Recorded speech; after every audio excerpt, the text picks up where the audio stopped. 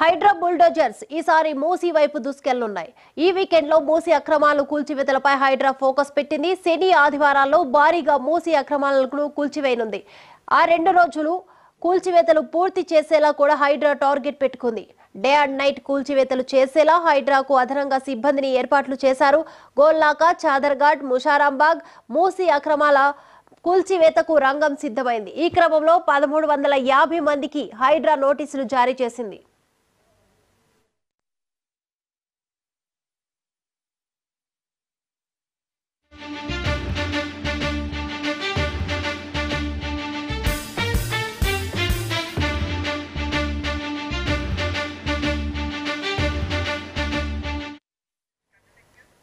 ఇప్పటికే FTL buffer జోన్లో ఇళ్లను హైడ్రా మార్క్ చేసింది.